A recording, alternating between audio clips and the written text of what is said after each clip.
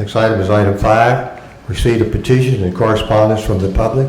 How many speakers do we have this evening? There are 16. 16? Okay. Before we start this evening, I want to set some guidelines. I'd like for you to come forward, give your name, address. You'll have 3 minutes to speak. Try to hold it to 3 minutes or maybe just a little lower, but I'm not going to tolerate any much longer than 3 minutes. So I'd like for you to come forward and, like I say, give your name and address. And when you address the council, not individuals. And I'd appreciate if you do that this evening. Would you call the first person, please? Anna Arena.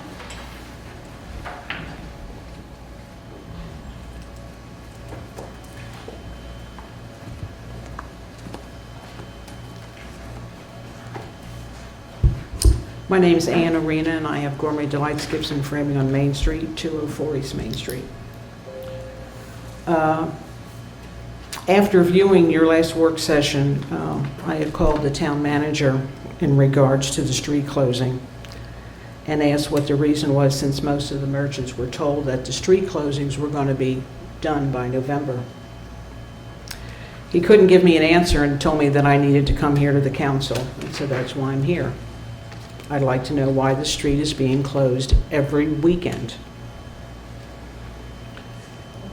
At the work session, it was stated that we'll keep the street closed until somebody complains.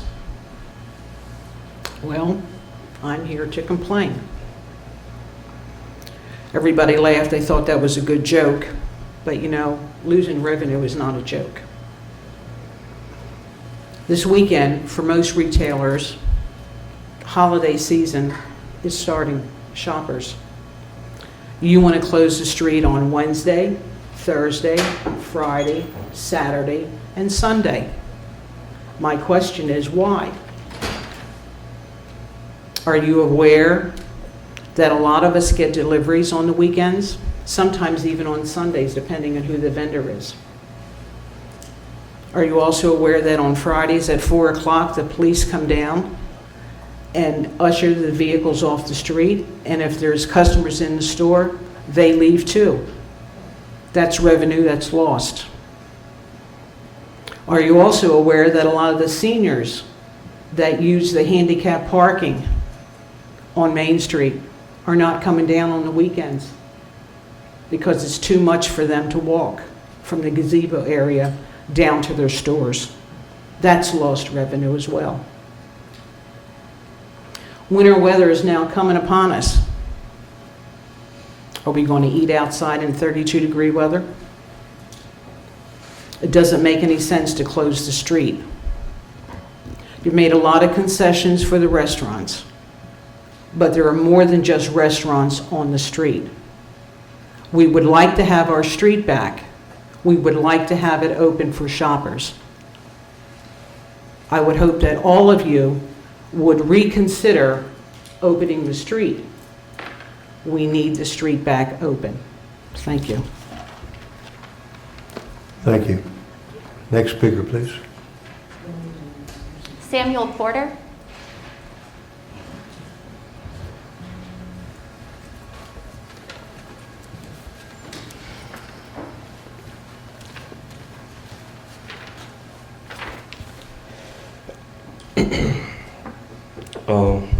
Samuel Porter, 216 Fletcher Street, Frondorf, Virginia. Hello, Mayor. The purpose of law enforcement in a free society is to promote public safety and to uphold the rule of law so that individual liberty may flourish. Trust and accountability between law enforcement and the communities they are sworn to protect is essential to advancing these goals. In communities where there is a lack of mutual trust, respect between law enforcement and minority communities, allegations of police misconduct, perceptions of racial profiling, excessive use of force, and other incidents can lead to compromised public safety and divisive developments that have a negative impact on communities, law enforcement agencies, and local governments. Approximately 2 weeks ago, Front Royal Unites was made aware of several social media posts from a sergeant on the SWAT team of Front Royal. He used his badge, our town's name, his K-9, and his department to make and then back up his statements and posts. Public trust with those comments being made are gone as it concerns that specific sergeant. The Front Royal Police Department has yet to make a statement publicly. There is no statement on the social media page. Per the head of the department, a statement to the community is not warranted. And if you have a question, you should just call him personally. The town manager agrees with this poor sentiment. The Front Royal Police Department has no problem utilizing social media to give honorary shout outs to people who make deliveries to their department, like the good cakes that we all see and I get jealous of, and the good cookies and coffee. They don't care to post about the information to citizens as it concerns the truck signs that were being vandalized and trying to get the information about who were the perpetrators. But they won't talk about an open and active investigation that us citizens are paying for and directly applies to minorities and people of color. It is ridiculous and really a 1950 American experience, in my opinion, and just so happens to be one that I'm immersed into. Now, I've talked to other police departments, mostly in surrounding areas, and a few from afar. This kind of investigation would have required them to make a statement to their citizens in that day. They wouldn't have waited. And so I know it's a personnel issue, and I have more to say here, but I won't get into it. But Front Royal always does stuff backwards. I mean, look at the Happy No More Sad Creek. Make a public statement and do what you're elected to do, or since you're under the command of a mayor who has had allegations of racial profiling as a town employee back in 2000 or thereabout, maybe you just don't care to because he may agree with the sergeant's statements. And that's just unfortunate because clearly y'all must all agree too. Silence is complicit. I'm tired of saying it. What else doing? What am I supposed to do? Where's your statement at? You work with, I can't be personal, but everybody here is in the community, works with kids, has children. People need to know what's going on here. Give us a statement. Put it out online. It's not that hard. I said I would make a protest at the police department. I don't want to do that because then y'all going to say, oh, Mr. Porter's costing all of us tax dollars. Can we just get a statement? Dang. Thank you, Mr. Porter. Next speaker, please. Yeah, not in the paper. Put it out in public like I just said. You heard me. Kristeniden.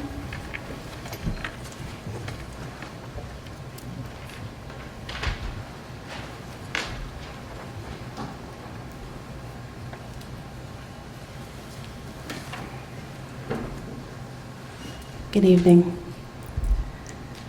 On November 11th, Could I have your name and address, please? oh, I'm sorry, Kristeniden, 407 Washington Avenue. On November 11th, the Front Royal Police Department was informed one of their law enforcement officers made posts online that were threatening toward government officials, Black Lives Matter, and peaceful protesters. Violent, hateful, and also unprofessional posts. 12 days have passed since then, 8 of them being work days. I understand that being a personnel matter, many things can't be discussed publicly. However, the police department and the town of Front Royal have a responsibility to be transparent and to the community by simply affirming this.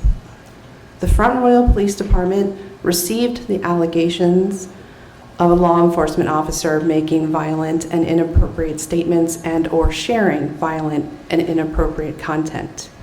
The Front Royal Police Department does not condone such actions and will be conducting a full and thorough investigation. Again, I understand that employment investigations are complex. I understand they take time and they require due diligence. I do not understand why the police department and the town of Front Royal have been silent and have not given its citizens the courtesy of a clear and reassuring message. Violence and hate do not have a place in Front Royal, and they don't have a place within its police department. Thank you. Thank you. Next speaker, please. David Means.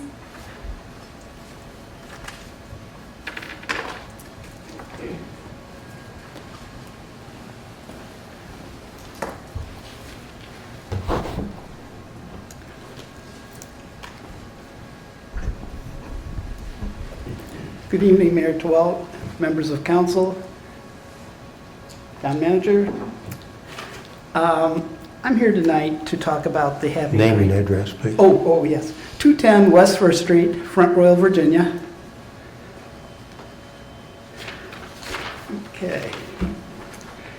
I'm here to talk about the Happy Creek Riparian Buffer. As you know, it's located between Prospect Street and South Street. And it's been the subject of most interest to many people. I learned about this back in October 24th, I think, 25th. I actually went on site on the 26th, I think it was Monday, and talked with the fellow who, it was the end of his day, who was operating the excavator in the stream. And he was working with Thompson Tree Service, but didn't know anything really to tell me about the project. So that's when I decided to contact Robbie Boyer and ask for a permit. And I've got to say, Robbie's been great. He got me a permit right away, and that sent me on my investigation. I should mention that I was an erosion and sediment control inspector for 9 years. And so I have a background in it, and I understand the processes and what can go wrong. I'm also a certified arborist. My degree's in landscape architecture. So when I look at things, it's a little bit different than somebody who might not have that background. The removal of the trees was astonishing. Not quite sure why we're doing it that way, but I got to say Robbie did listen to me, because I have never seen a project undertaken for any stream work where they actually scoured out all the roots, all the stumps, unless they had a plan to regrade the entire area. And if they had a plan, it would have been on paper. We wouldn't have had to guess. There was no permit on site, so I didn't know what agencies had signed off on it. I didn't even know if there was a permit. And that's how I started my investigation. This has been so unusual. The strategy that this design seems to be based on is past principles of stormwater management that, is really the active during the close of the last century. For the last 20, 25 years, the evolution of addressing stream work has been based on natural channel design, technically known as Ratigan geomorphic channel design. This is the design standard you must meet in order to meet the expectations of the Happy Creek Coalition and citizens of Front Royal. Without using some standard of velocity and volume and 2-year storm events or 10-year storm events, how can you design something? You can't, not with a fluid such as a stream or a river or anything like that. This is a live little being. And you really need to address it in such. And it has to be studied. And you have to do cross sections and point calculations. So just to wing it off, and unfortunately I don't think Robbie has the background to know that what actually needs to be in place so that he has a set of plans in his hand that he can follow. Because what he was given, we call it a napkin plan. And it's basically something that was done on a coffee shop table, and ideas were spread out. And if you looked at it, you'd see that aerial look like it was done with a magic marker. Just incredible. No surveys, nothing. There's still nothing to show me where the silt fence or the top of the LOD is. Out there on site. That's supposed to be in place before you do anything. All your controls that you can fit in have to be in place before you start a chainsaw, before you dig the dirt, everything. And none of that's been followed. So that's a very big concern. I ask that, I'm going to ask for a lot of things because there's a lot of things that are missing.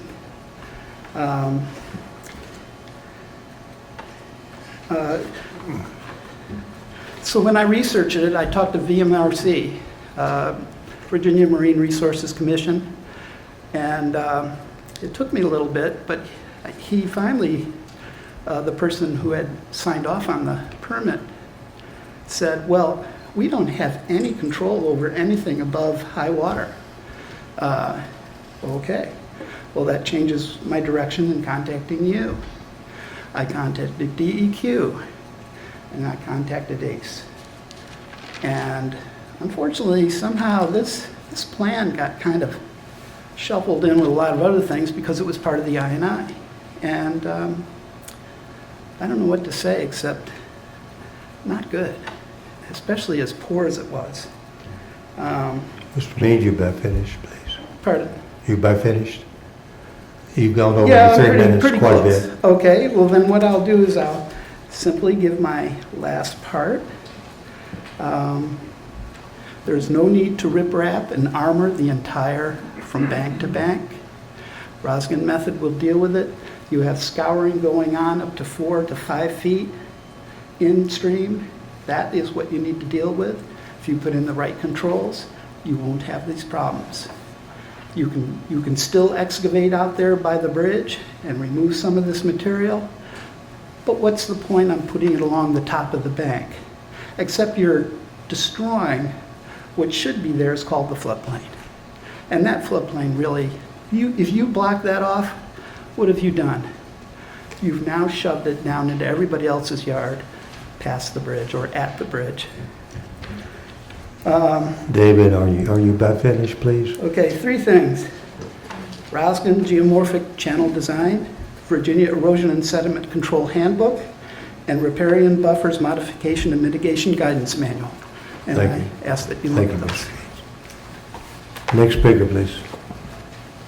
Mark Frondorf.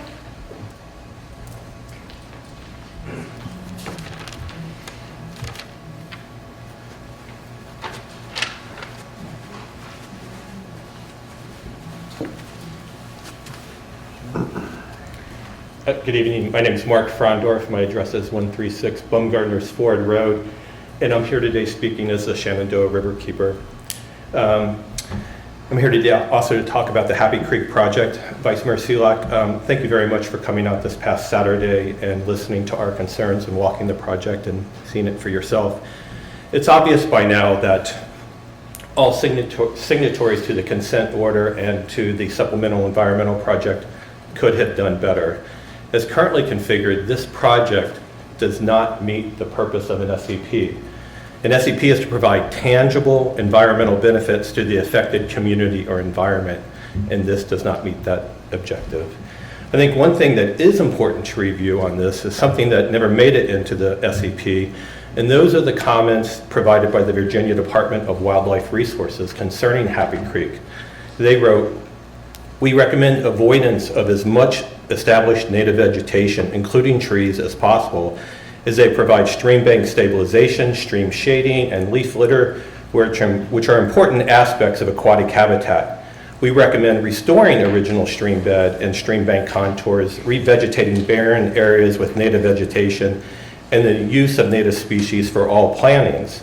And then they go on to state, "We recommend alternatives to the creation of a hardened shoreline, the use of riprap, as such areas can prohibit access to aquatic habitats along stream margins."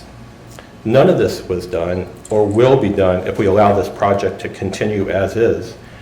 Urban green space is so critically important. It provides ecological benefits and habitat for the creatures that call Happy Creek home. The stock trout water is just downstream of this project. It needs cool, clean water for those fish to survive. And the 2,600 feet of linear riprap, that's 1,300 feet on each side, it's going to elevate water temperatures and absorb zero rainwater and actually increase the sediment load entering the river. In this green space, it also provides important social benefits. It's a place to play. It's a place for the kids in the neighborhood to play. It's a place for folks to gather, to recreate, to commune with nature and social distance. It fosters a connection between community residents and the natural environment that surrounds them. And it allows for a more livable Front Royal, which will translate into increased property values and a greater sense of pride in the community. You know, it's not often in life that we get a do-over, to recognize that we can do better, chance to do the right thing. The SEP can be amended as long as the signatories agree to it. The town just needs to submit a letter requesting that it be revised. So this is our chance to help the natural life residing in Happy Creek, and this is our chance to improve the lives of folks living and working in Front Royal. And this is our chance to do the right thing and put forth a project that we can be proud of. And what we need to do is just bring together all the parties to the SCP, along with our Urban Forestry Advisory Commission, the Tree City USA stewards, and the other concerned citizens and neighbors, and come up with a plan that actually works. Thank you very much. Thank you. Next speaker, please. Chris Anderson.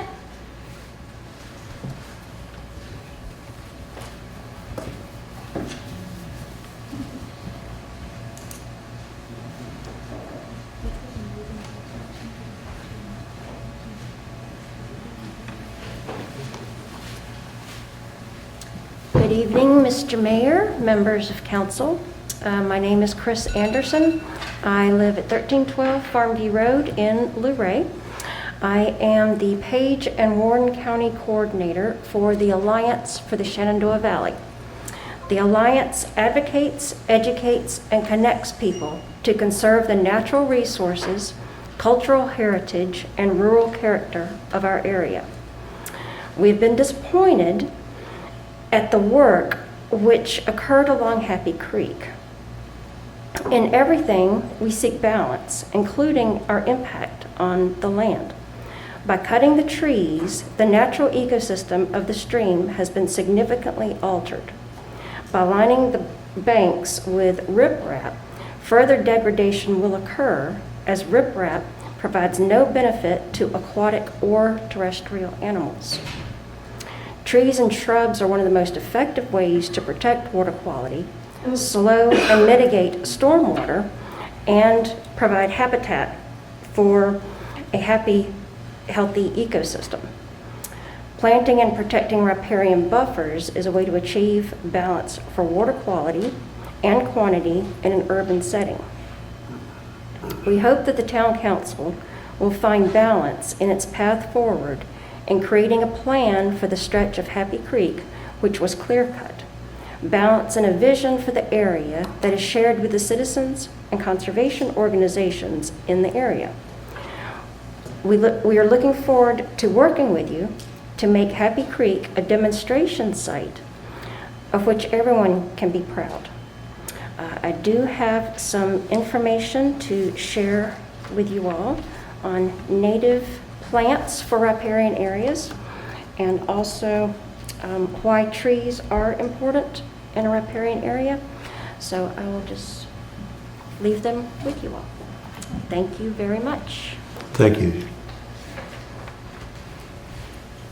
Next speaker, please. Susan Shearhart.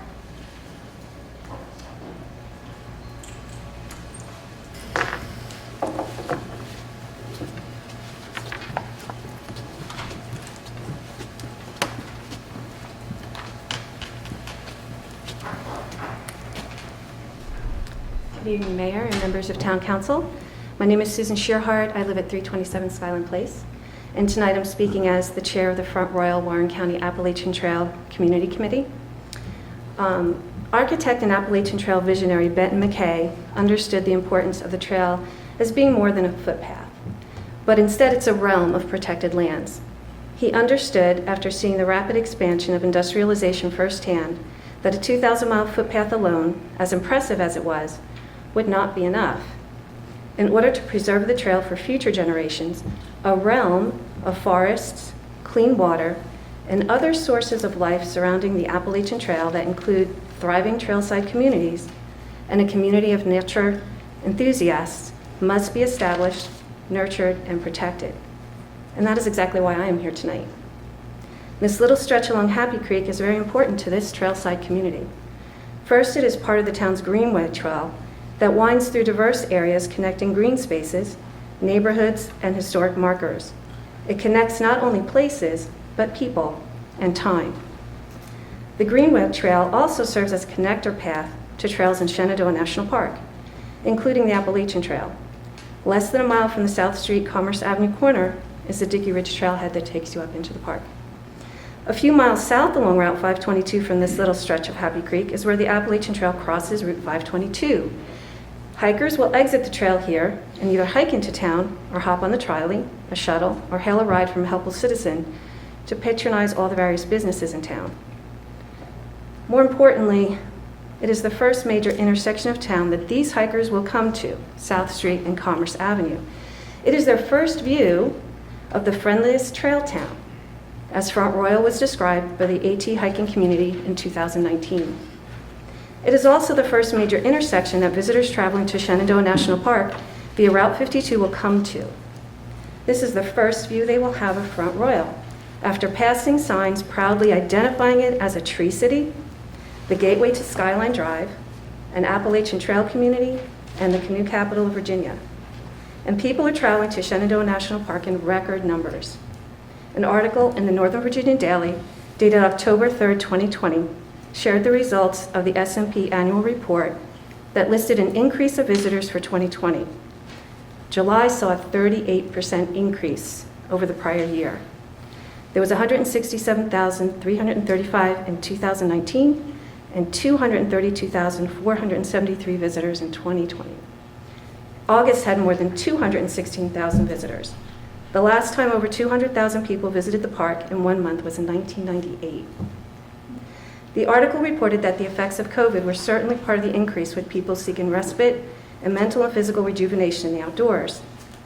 Interesting was the notation that these visitors were not using the park amenities like lodgings or restaurants in record numbers. So where would they go after a day in the park? Nearby towns, the gateway communities, where they can continue to enjoy natural surroundings along with great food and entertainment. So is the town of Front Royal responding to that and maximizing its position as a gateway community? How does a conservation project that degreens a green space do that? When the town took action to reboot the economy after the COVID response shutdown, the campaign slogan was #back to business and #back to nature. Main Street is now closed to vehicular traffic on weekends to be a welcome mall, with a variety of theme days to entice visitors to Main Street. In fact, a Back to Nature theme day was held in October. One of the many outdoor recreational activities highlighted that day was the Quest Shenandoah program sponsored by our organization. And the most popular quest of the day was the Arboretum quest that runs right along Happy Creek. It's hard to comprehend that the proposed final plan and look of this 1,300 feet of Happy Creek reflects this identity that has been promoted at Front Royal as a trail town, a tree city, a gateway community, and an outdoor destination recreation area. Ms. Gerhardt, you've been finished? Yep. That it is a town committed to its natural spaces, and that this is where those needing to escape from the confines of densely urban spaces should come to get back to nature.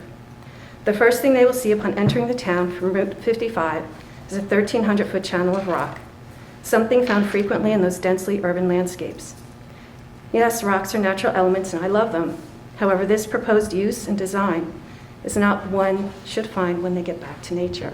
So I do urge you to please pause on this project and rethink what this final look should be for our town. Thank you. Thank you. Next speaker, please. Sonia Karlberg.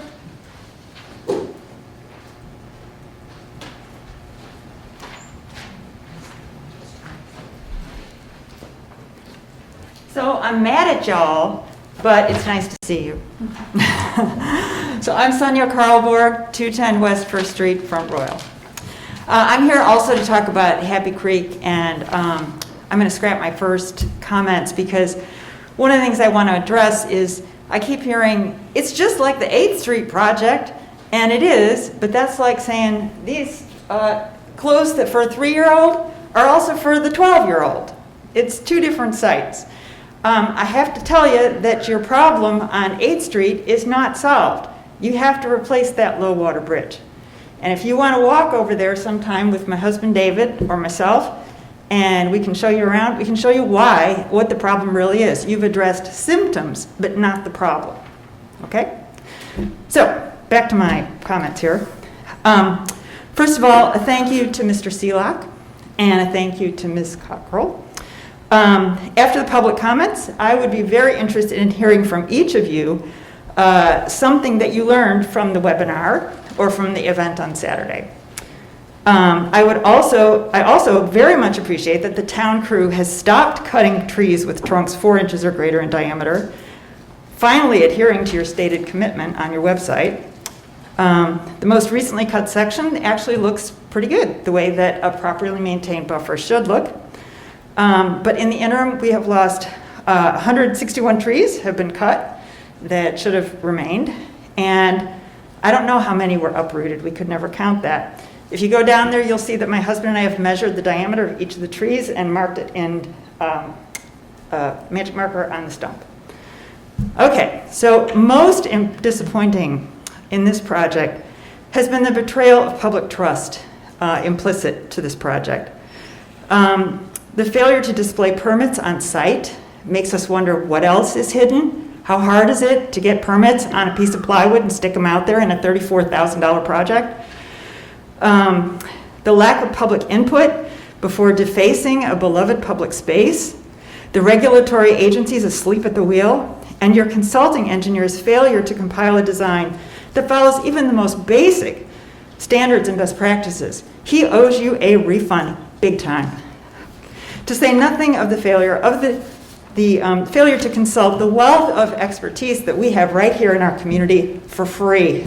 Your own town code states that you must consult your own Urban Forestry Advisory Commission before messing with the trees on public land. Yet the vast knowledge of people like Carrie Hulse and Vinnie Resch were never sought.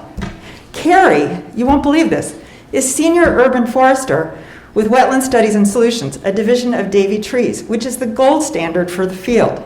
He sits there on UFAC and no one's talking to him. Doesn't he sound like someone who could help the town crew learn something about construction at a site that combines trees and water? But their names aren't even on the town website. Why not? Giving you the benefit of the doubt, I assume a perfect storm of errors. Lack of knowledge, poor advice. Yes, there was a call for public comment placed in the Northern Virginia Daily, but guess what? We were all busy bleaching our counters. And yes, we're all hearing from some people who think the bad haircut is pretty. But when I explain that more than pretty is at stake, they usually are like, oh, I didn't know that. So it becomes a question of public education. And as community leaders, you should be all over that. I also understand that the SEP has no funds for planting trees, but I'm pretty sure at this point that DEQ will be eager to entertain a project extension and the costs of revegetation. I'm just going to pick one more point here, and that is that pre-COVID, I walked the Happy Creek Greenway on a weekly basis. I met plenty of people enjoying the stroll, just getting from one place to another. I have seen people I suspect are homeless there as well, and they've always been polite. I always say hello, and they've always been polite. However, chopping down trees is not the appropriate policy to address their situation. For that, you need to visit our shelters, talk with the good people who run them, and listen to the homeless themselves. No one should, and I will stop there. Thank you so much for your service. Thank you. Next speaker.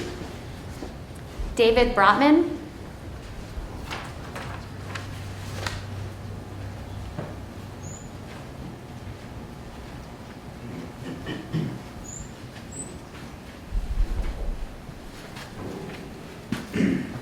Good evening, I'm David Brotman, Executive Director of Friends of the North Fork of the Shenandoah River. I used to run my custom wood shop above Mac McIntyre downtown here on Main Street. I live on 938 Shangri-La Road, Bentonville. I'd like to talk tonight about damage control for the project at Happy Creek. Extending from the current project, here's a short list of damages worth noting. First, expanding on what Sonia was saying about trust. Because this work started without posting permits or contacting neighbors or the UFAC or brainstorming with our co-investors about removing their investments without regard for what had grown from them. For these reasons and more, trust has been damaged. The current site work has undone the work agreements and investments of at least 15 organizations, 5 of them bearing the town's name, including the town of Front Royal itself. So local taxpayers' dollars are at play here, as is local decision-making processes and policies. Happy Creek and the initiative of the people of Front Royal and Warren County also garnered the help of Virginia's Department of Forestry and of Game and Inland Fisheries when $17,000 were invested in this showcase watershed. There is currently a DOF grant that would fit absolutely perfectly with this site, and at zero cost, absolutely nothing to the town or its citizens. We can now not apply for this site and still be given serious consideration, and I think the reasoning for that should stand clear. Second, a noteworthy site for outdoor education has been damaged, and right when we need such places more than ever. The DEQ, the Cacapon Institute, and the Pure Water Forum have all showcased this very stretch of Happy Creek as a demonstration of both sound engineering and a healthy waterway. For at least 5 years, Governor's School children have come to test the water quality of Happy Creek. Their work adds to our ability to care for perhaps the most well-known and beloved river in the nation. As proposed, the planned channel would not replenish that valuable education resource, but instead strip it away. That can be remedied if we enlist knowledge that is available to us. Third, our image and our values both have sustained damage here.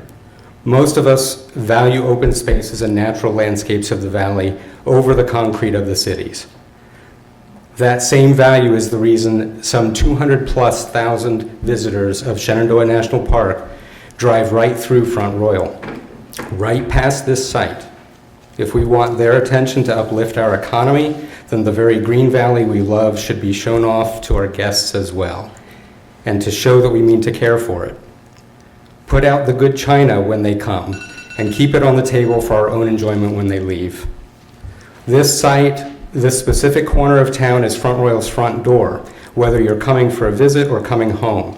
When you see the front door of your home, your homes, how do you feel? And how do you want your guests to feel when they come to your home? And your children when they come home? The greenway along Happy Creek at its entranceway has been our wreath, and we just took the wreath off the door. I don't believe the proposed rock channel will have the same welcoming impact. We have an opportunity to change the course and redesign this into something we can be proud of, and I respectfully ask that you invite myself and or others to the table from the community that you represent to decide together how we want to minimize the damage and maximize our common values. Thank you very much. Thank you. Next speaker, please. Melody Hotek.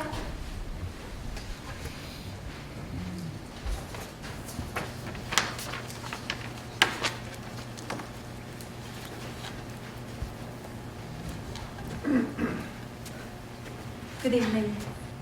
My name's Melody Hotek, and I'm at 1879 Catholic Mountain Road. Thank you for your time. 2 weeks ago, I stood before you to bring concerns from citizens and environment groups about the destruction of Happy Creek. What followed was an offer of a meeting, and it's unfortunate that a meeting never got set up. Rather than an earnest communication, it seemed to be a hollow attempt to placate the voices. A lot has happened in the last 2 weeks, and today I stand before you with even more organizations and more voices of your constituents. We've spoken with the residents on Front Street, members of the public, and reached out through social media for feedback. We have held an educational webinar that Ms. Cockrell attended, and a public event for the citizens to make their voices heard just on Saturday that Mr. Seelock attended. Thank you. The Saturday event was for a number of citizens open to the public for them to learn about the pros and cons of what's going on there at Happy Creek. Tonight, we represent an ever-growing public outcry over the loss of this special space. The residents don't want rock walls. They want back the tranquil path. They want to play in the creek. They want the quality of life that the people of Front Royal love so much. I'm wondering if you're aware of the history of this space along the creek. The historic and educational sign along Front Street, outlines the benefits of a proper riparian buffer zone and describes the work done to install rock veins back in 2008. It proudly boasts of community collaboration and funding between the Town Council, County Parks, UFAC, the Virginia Department of Game and Inland Fisheries, the Virginia Department of Forestry, Trout Unlimited, the Boy Scouts, and 8 local nonprofit organizations and clubs. This riparian buffer zone was a model, a source of pride, and an educational opportunity. It showed forward thinking back in 2008 by the council. Riparian buffer zones like these along Happy Creek are the envy of many surrounding towns who are learning to remove their rock and replace them with what we had. 12 years ago, we were able to collaborate, so surely we can come to the table in 2020. We can compromise, we can find a solution. The passionate speakers that you're hearing tonight are here to help, and we can save the town from unnecessary expenditures. Rock is expensive. This can be salvaged. This isn't a detailed list, but in simple terms, these are the key points that we're asking for. We're asking for an extension of the December deadline while a new SEP can be put into place. We ask that you use the riprap, the rock, those large rocks on the sides of the bridges according to VDOT standards, not for lining both banks as set out in the original plan. Leave existing stumps in place to stabilize the soil, reduce erosion, and allow for regenerative growth. Replant native trees and shrubs. And we spoke on Saturday to many citizens who are ready to get in there and plant some trees. We're here to help. And please re-engage the public and UFAC in the process. Clearly, the council has been given bad advice and a bad plan by its employees and contractors. We get it. Mistakes happen. Now it falls to you to stop further destruction. Will your legacy be that of inflicting a blight on the town of Front Royal? Rather, let your legacy be that of having listened to your constituents, a legacy of having taken the reins to collaborate, and once again be that forward-thinking council. We have faith in you and know that you can make this right. Thank you. Thank you. Next speaker, please. Tim Ratigan.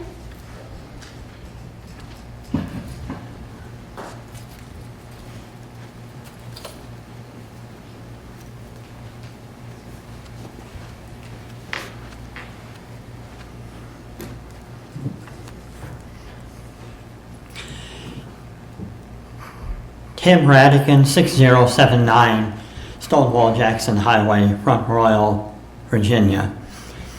I apologize for the next phrase, but I feel it is necessary for the community to understand a situation. Pigs in a blanket, fry them like bacon, green laser lights being shown into the police officers' faces and eyes, police officers being called to respond to an incident. They arrive only to be shot dead. The list goes on and on and on. The officer in question, his personal information and his personal post were doxxed. Simple as that. We found out an ugly truth, that people do say ugly things. And the people responded to it. But has anybody brought up the fact that this information was brought out by an Antifa group? And as the police department and the town of Front Royal town manager do their jobs in investigating this, and we encourage it.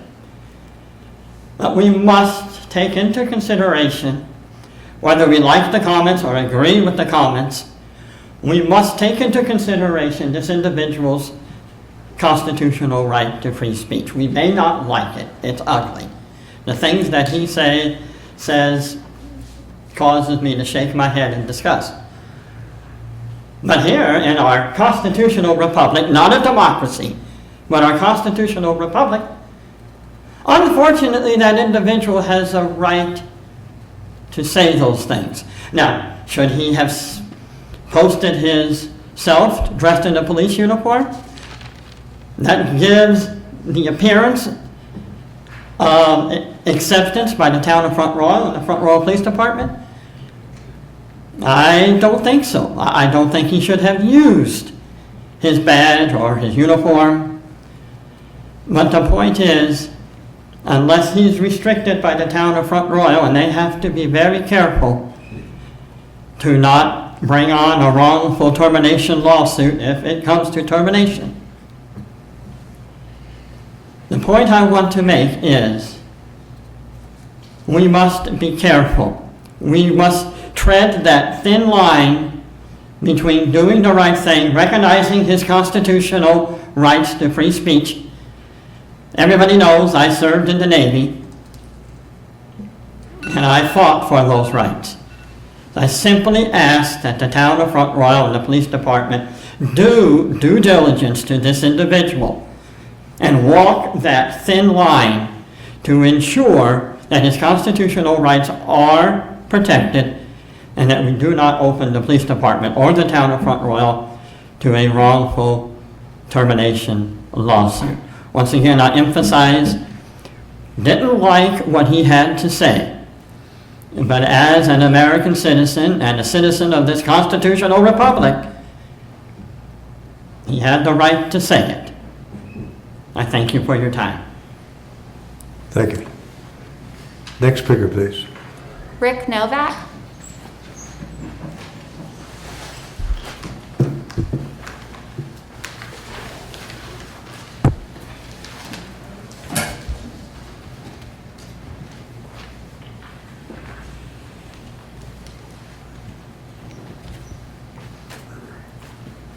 Thank you, Mr. Mayor, Town Council. I'm Rick Novak. I'm here, I guess, because of our business at 117 East Main Street.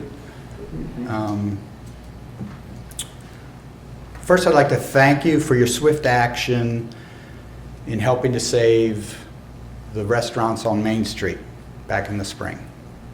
I thought that was really entrepreneurial of you guys, and you swooped in and you made it so the restaurants could put seating outside, and that was awesome. But the time has come for us to roll that thing up. I read with a little bit of alarm that either you had approved or were considering approving extending that through December. Well, I just took my jacket off because it's really cold out there tonight. And I don't think it's going to get a lot warmer, and I don't really think seating outside in December makes sense. So I would urge you to come up with some sort of better plan than closing the street. I think the economies of scale, we've passed those now. Where there are some incremental revenues if the weather is absolutely perfect, of course. But as soon as the sun goes down, it's chilly, and I don't think anybody is either has little furnaces or outside, warmers, and they don't really have a way to hold that heat in. So they're going to be spending a lot of money on fuel trying to heat outside. I think a better approach might be for you guys to have maybe a more liberal approach to use of the sidewalks. Because let's face it, we're not going to need as much seating as we did in June. So perhaps more table seating on sidewalks and leave the street open. That's that wouldn't be that hard to do. Most of the businesses are closed in the evening, and during the day, if they get permission from the adjacent businesses, maybe, they can set up in front of the adjacent businesses. Maybe even a few parking spaces could be utilized. But a full street closure in December, January, February, doesn't make any sense. That's my opinion. And I think the town is spending quite a bit of money on this. So that would take me to my next thing is a full street closure of Main Street, make it a walking mall. Maybe we should talk about that sometime, but not now. I'm totally against it. I would sit down and help plan something like that if there's people that want to talk about it. But the theater has lost $350,000 this year. And you know what? If the street was open, it wouldn't have mattered because we really haven't had studio releases. But they are starting to come out now. So we're really excited about that, and we do want moms and dads to be able to let their kids off in front of the theater, or maybe their senior parents, so they don't have to walk so far, as Ms. Arena mentioned earlier. And we just want to try and hopefully start back to normal. So I would hope that you would consider that. Sorry, I'm going to go over because I'm going to talk about one other thing, and that's the CARES Act funds. Thank you for those as well. That was awesome what you did for many of the businesses that suffered. But as I just mentioned, we've lost $350,000 in revenue. Now that's revenue. And we've lost a couple $100,000 at our bowling center. So over $500,000 is missing from our business model. So thank you for what you did with the first round of CARES Act money. If I had been outside of the town, I would have been eligible for $40,000 per business. So there's a big difference between being in town. Maybe needed a bigger allocation from the county, I'm not sure. But I would urge you got a second round of CARES Act money. I would urge you to figure out a way to get that out to businesses. My theater business is down 70%. So you think about the town, if you guys were down 70%. It's huge. Nobody's fault, just bad year. 2020, hope we can forget it. Let's get here 2021. But I've taken too much time. Thank you guys. Have a nice evening. Next speaker, please. Bruce Rapport.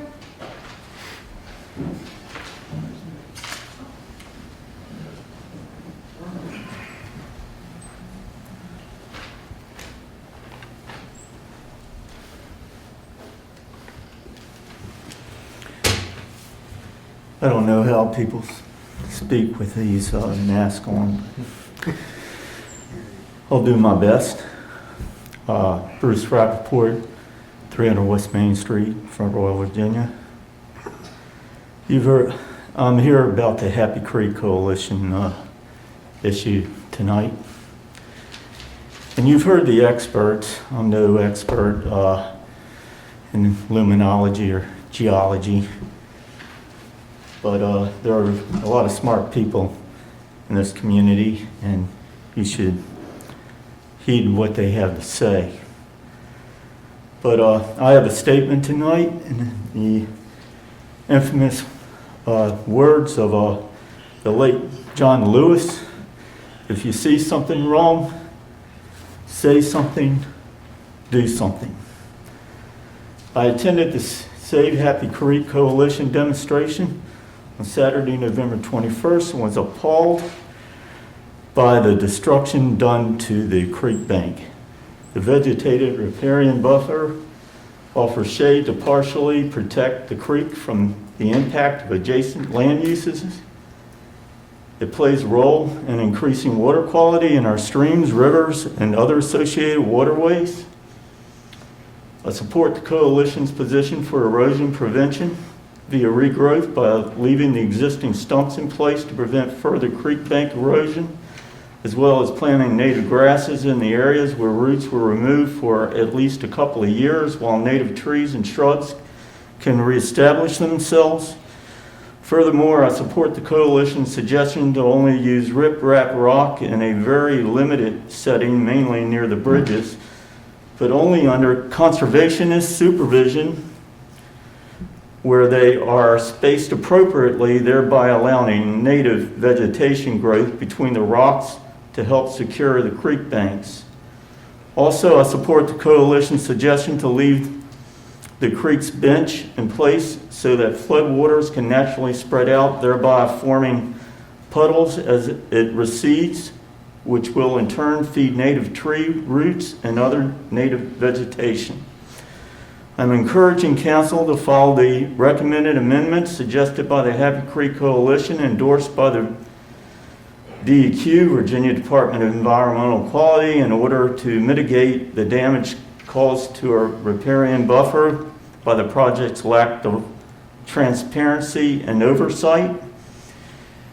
In closing, the only sitting councilman or local government official I saw at the event was Bill Seelock, and with that said, I want to thank him for engaging his interest in this very important subject matter. It meant a lot, Bill. Thank you. Thank you. Next speaker. Paul Gabbert.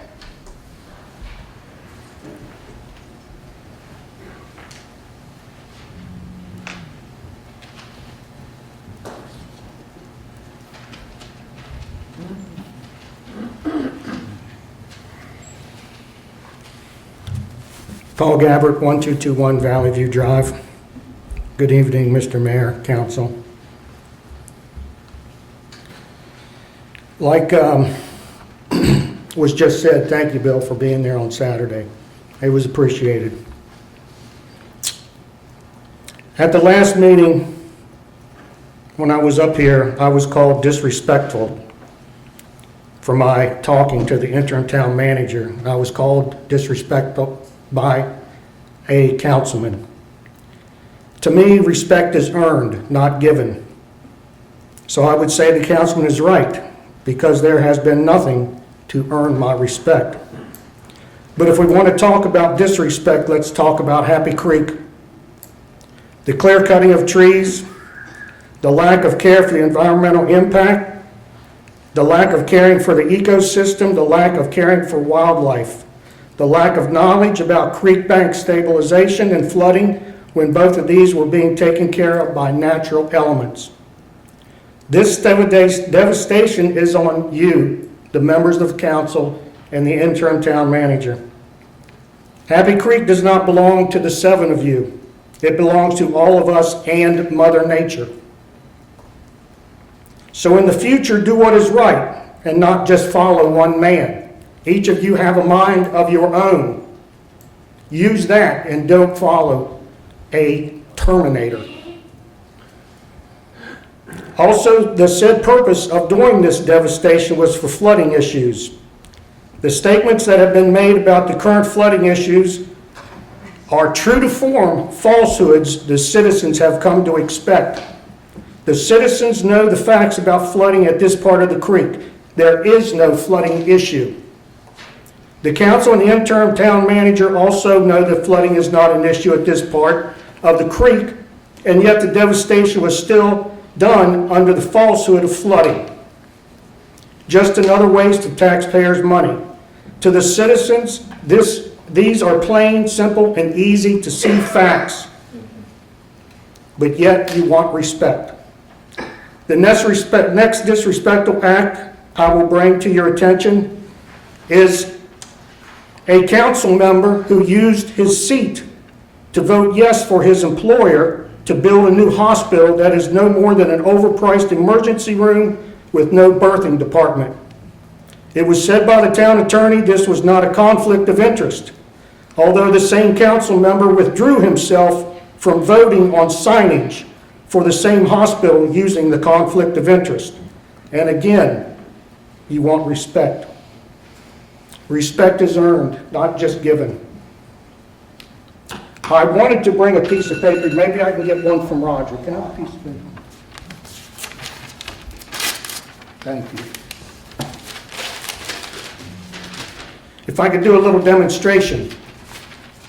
This is everybody's on the council. This is your yard. This is your nice little yard with trees, with bushes, your nice little paradise. We, the taxpayers, come in, tear everything up, trees, shrubs, everything. But that's okay. We'll make it beautiful. We'll put some rocks down and bring it back. There's your beauty.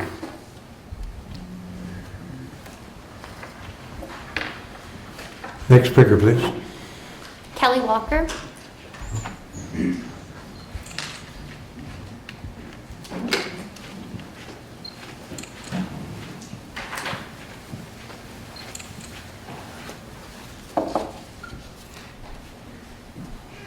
My name's Kelly Walker. I live at 939 South Marshall Street. I own a business at 105 East Main Street, and that's why I'm here to talk to you today. I want to reiterate what Rick Novak said about the CARES Act. We do appreciate the help you were able to give us during this time. My business, too, is down 70%, Rick. I looked at the numbers just recently. 30% of what I made last year is what I'm making this year. It's difficult.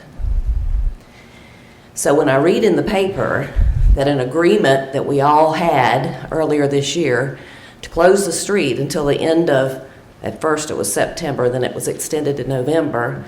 Now we're talking about closing it till the end of the year. I'm appalled that that decision may be made without any of you walking into my business and saying anything to me about it. I think you should have to face those of us that have businesses on Main Street that may lose them if we don't open the street.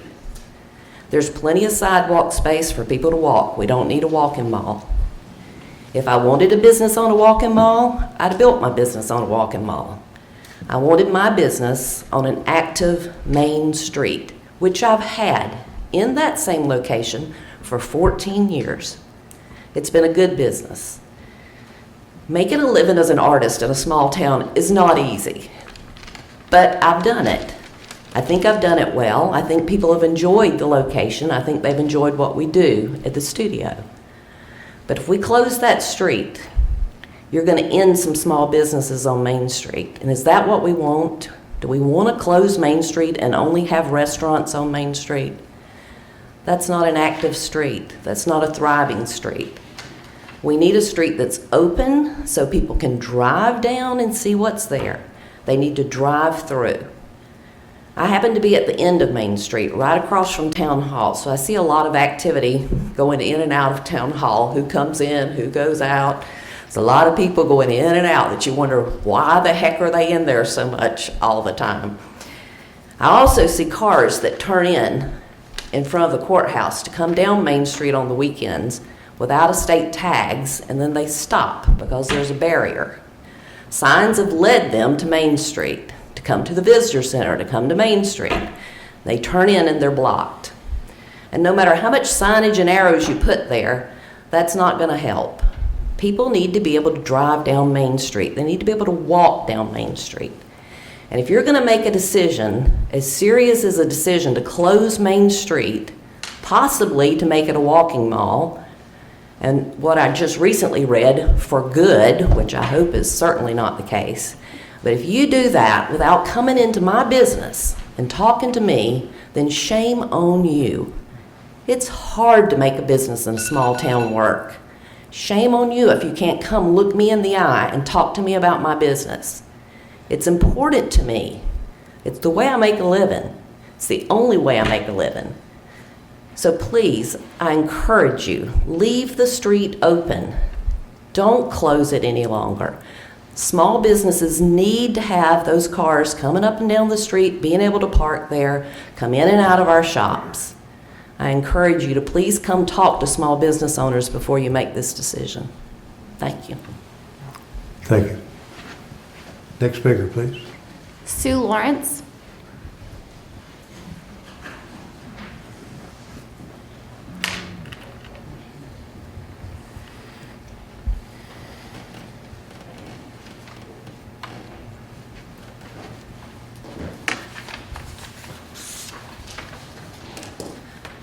Good evening. I'm Sue Lawrence. I own the property at 403 East Main Street and 405 East Main Street. We're not always going to agree on everything and every decision that's made. Some of us weren't able to apply for the CARES Act because our businesses hadn't been open long enough. But there's been a lot of back and forth about the Main Street closure the past 5 months. Those opposed have insisted that the closure is killing small businesses. There have been complaints about parking and handicap spots on Main Street that elderly customers cannot access. But remember, there are only 4 handicap parking spots on Main Street, not including the gazebo spots. But is it the street closure or is it the COVID closure making the difference here? There are a few older businesses on Main Street that disparage efforts of the community as a whole to thrive during the pandemic. Most of the businesses have not seemed to change the way they do things. We worried earlier this year about the unsurety of the street closing, but once a decision was made, many of us could see a way forward. Thriving businesses, or at least those not drowning this year, have adapted to changes. All companies have had to make changes this year, and sadly, those not willing to adapt will fail. Common mistakes that small businesses make in times like these, we've gone over and over again, tried to explain, tried to get our point across. Sorry. Failure to market online, failure to listen to the customers, failure to leverage growth. Offline marketing efforts have had short-term impact. Online marketing efforts can last a long time. Failure to adapt and grow when the market changes, and failure to track and measure marketing efforts. The fact is, no one really knows for sure about the effects COVID has had on small businesses yet. We won't know until this whole thing is over and researchers can comb through the data. Then that's going to take a few years. I'm sure they'll find that many businesses did close permanently because of the pandemic, but then again, how many of these businesses might have closed anyway? Overwhelmingly, we hear from customers and visitors that they love the street closure, that it allows them to get out, shop, see what businesses are on Main Street, something you actually cannot do in your car. We know as it gets colder, the benefits of leaving our doors open will lessen. The extension through December will allow us to carry on the sales through the Christmas market that's being planned. Cutting off part of Main Street has helped, allowing the traffic to go through. That can't continue because of the water barriers, and we understand that. And we've asked that we continue with the closure through the end of this year, and we can take it up again at the beginning of next year. Thank you very much. Thank you. Is there any other speakers? That's all. No speakers. 2 outside?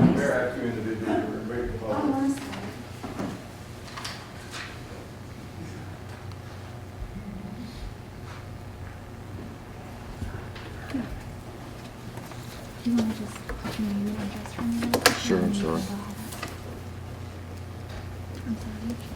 Don't be.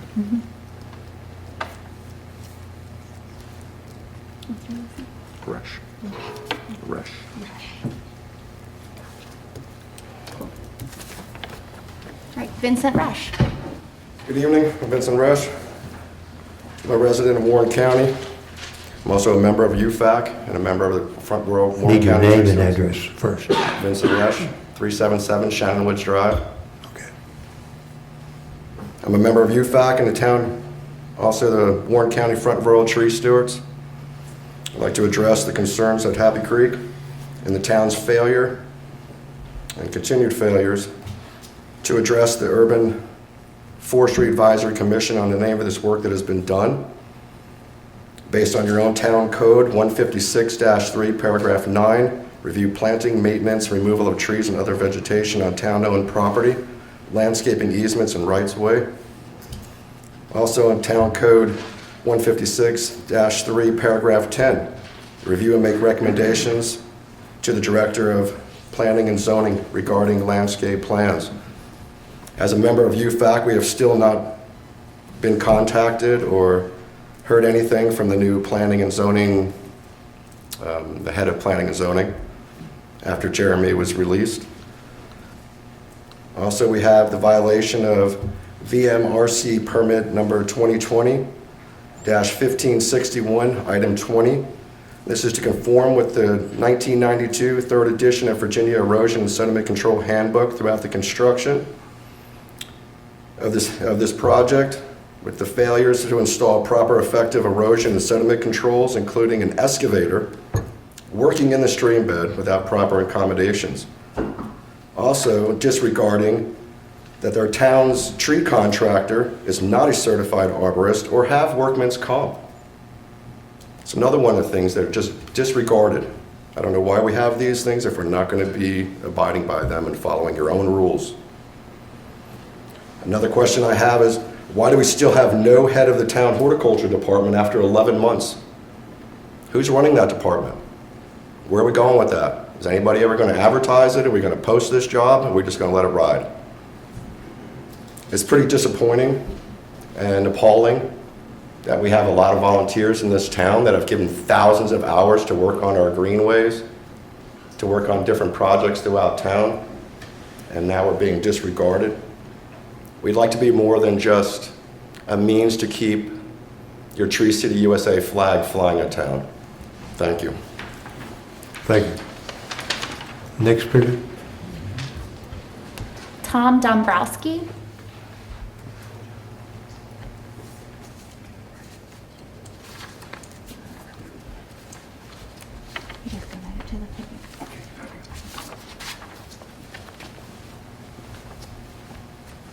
Good evening, Tom Dombrowski. I live at 79 Blue Jay Court, Front Royal. I work for the Prince William County Public Works, and also am head of the stream restoration program in our county. When I was out there Saturday, I saw a bunch of protesters, and I was wondering what was going on. And I found out that the trees were cut and the stream was slated for restoration. And okay, that kind of surprised me. And then I was like, did anybody know about this prior? And where was the design? The answers were that the only notification was a small ad in the paper that many times I ignored. And the citizens really didn't have adequate notification. I mean, when I do my work in Prince William, I go out and I make sure we have a public town hall meetings with the citizens so they can understand what is really about to happen. Apparently, a lot of people, seems like they're caught off guard. I can't do that in Prince William. I'd be tarred and feathered and thrown out of town. So I have to have meetings. I have to make my people, my citizens I work for, aware of what we're about to do. The other thing, I noticed the design today, and it reminds me of a design that would be utilized back in the 1970s. Just a hardcore design, which basically is taking away all the ecological value and making the stream effectively a pipe, just channelizing all of that water straight through to get rid of it fast as possible, wiping out its little floodplain it has, and building a berm at the top. I've seen this happen in Prince William before. At times it gets rendered ineffective, but you're just destroying the entire ecological value of that stream and the aesthetic value of that stream in the park, of no less. So, I mean, that's shocking to me. I couldn't get away with that. There's something called natural channel design.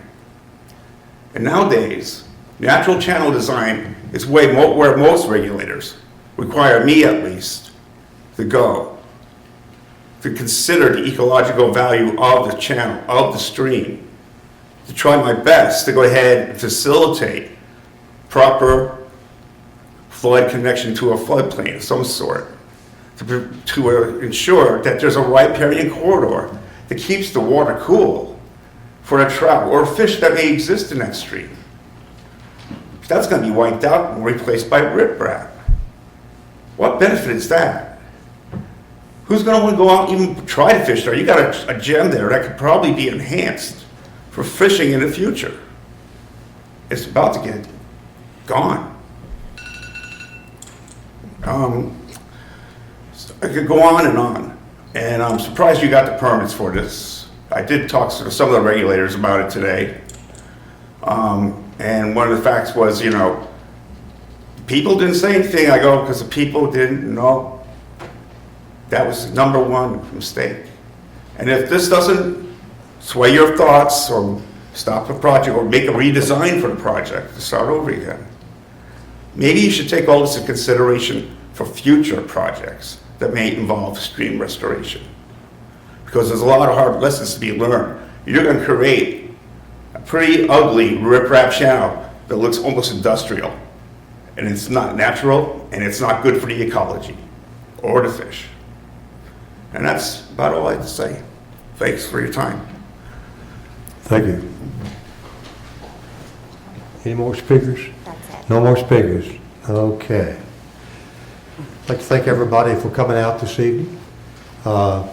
We'll continue on with our next item on our agenda this evening is council. Let's see, council. Let me find where I'm at here. Let me put my glasses on where I can see. We have a report of the town manager. Thank you, Mr. Mayor. Thank you, Mr. Mayor, members of council. I just wanted to commend the speakers this evening. I thought there was a lot of very good and thoughtful comments made. I do have to address a few of the comments, and what I thought I would do is just kind of reiterate some comments that I made at the last town council meeting, and just for some perspective and history. On April 13th, this project was approved by council. It was taken to a work session prior to that. April 13th, we approved it. The summary, I won't read all of it, but council is requested to approve a consent order from the Department of Environmental Quality, DEQ, to implement specific actions to correct issues that have resulted in violations of the VPDES permit by the wastewater treatment plant, and that was due to, as you guys know, high flows during heavy rains and stormwater, etc. And so a supplemental SEP was put in, and eventually it was approved. And some of the speakers have realized this now. The town retained the services of an expert, and now that can be debated. I'm sure there are many experts in this room. There are many experts at home, and there's many experts all over the place. But we did hire an engineer who has 33 years of experience, has a bachelor's in science and biology from Virginia Tech and a master's in biology from University of Louisville. Does environmental permitting for NPDES permit programs, NEPA environmental studies, and construction support permitting. That engineer put together the plan and submitted to other engineers, other approving authorities, such as the Virginia Marine Resources Commission, the Corps of Engineers, and DEQ. There was an ad placed on September 9th in the Northern Virginia Daily that ran for 15 days. It's my understanding that no comments were received during that period. So those are the objectives, and this is the objective that the engineer drafted this section, and says that the objective of the project is to stabilize the creek banks to reduce erosion, particularly in areas where erosion is approaching Commerce Avenue, stabilizing to be performed using stream rock and riprap. The next other objective is to remove obstructions to flow, such as vegetation and large rock that can cause or contribute to backups or flooding during high flow events. Rocks will be placed on the bank to help stabilize. So those are just some of the comments that I made at the last meeting. Again, tree stumps have been removed and some grading done in some of the areas. Some of the brush has been cut back, and I will, as I stated at the last meeting, and I've stated to you, members of council, and Robbie, correct me if I'm wrong, but the town has not cut any trees larger than 4 inches, correct? No. Wait, has the town cut any? The contractor cut. The instructions to the contractor was not to cut any trees larger than 4 inches along the bank. We had it inspected. Every day we would have someone inspect. In this one particular area close to South Street, the contractor did cut a significant amount more that was, he was instructed to cut, and he was terminated that day.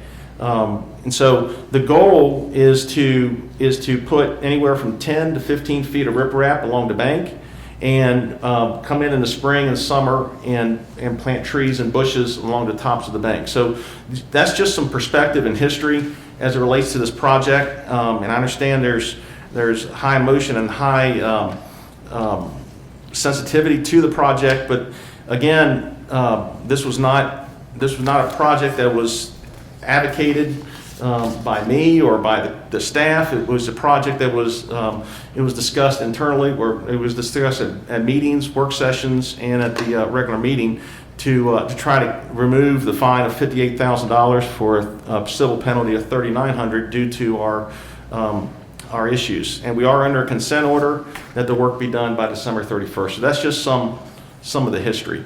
As it relates to Main Street, I do want to remind the citizens that Main Street is scheduled to remain closed. I was instructed to close it Wednesday afternoon until Monday morning, as well as closing it into the weekends of December. If the council decides to re-entertain that matter, I'm happy to put out another public notice. As is in the current public notice, there are ballards that are in place at Blue Ridge, at Crescent, and on Chester due to potential freezing temperatures. So we will be putting those ballards up. Frankly, we talked a lot with staff, and we didn't know a better solution than to do that at this time. Town offices will be closed Thursday and Friday due to Thanksgiving. Want to wish everyone a happy Thanksgiving. And then also, I do want to state that this could likely be my last meeting as town manager. I think it may please some people in the room, and I've enjoyed living in some of their heads rent-free. But it's been a great experience altogether. I've been working with some great staff. It's been a really great experience. The staff are very dedicated, and I've enjoyed working with them. I do plan to have plenty to say in the future, hopefully on that side of the podium as a private citizen again. But I was asked to provide a list of some objectives that were accomplished. The biggest challenge, I think we all know that what we faced was the COVID-19 and the reaction to that. I can't tell you enough. Many of the department heads were recognized by regional authorities and regional other towns and cities and counties across our region as leading the way in their particular department and how they reacted to COVID. As you know, the finance department had to produce 3 budgets in a matter of 6 months. It was quite a feat to do that.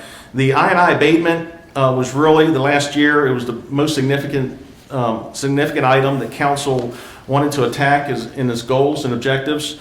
We have $8 million. The town's made application for an $8 million loan. We have manhole rehabilitation contract awarded for $206,000. We have $1 million in cured in-place pipe lining contract, $887,000 for open cut replacement contract. We have $990,000 plus for CCTV investigation, and $1 million for engineering contracts been awarded. So the council really attacked that issue head on to prevent the bypasses at the wastewater treatment plant, which just dump raw sewage into the Shenandoah River. The redundant water line is another project that the council's moving forward on. Engineering is being done on that. Right-of-way discussions are happening as we speak. The Fairground Road water tank was rehabbed, completed an $887,000 project. Stonewall Bridge epoxy was done. Community development block grant. That was been a really challenging project. Frankly, it was about dead on arrival at one point, and we were able to make some significant adjustments to it, and I'm proud to say I believe we're going to spend all of the facade money, which at one time I didn't think we were going to spend any. The police department facility is completed, and soon we will have a loan for that. Tentative is December 9th. We should have a loan to pay that. You know, to put a perspective of how busy we've been this year, I had staff pull the number of RFQs that were put out. In 2019, the town processed 18 requests for qualifications RFQs. We processed 49 in fiscal year 20. It's a 172% increase.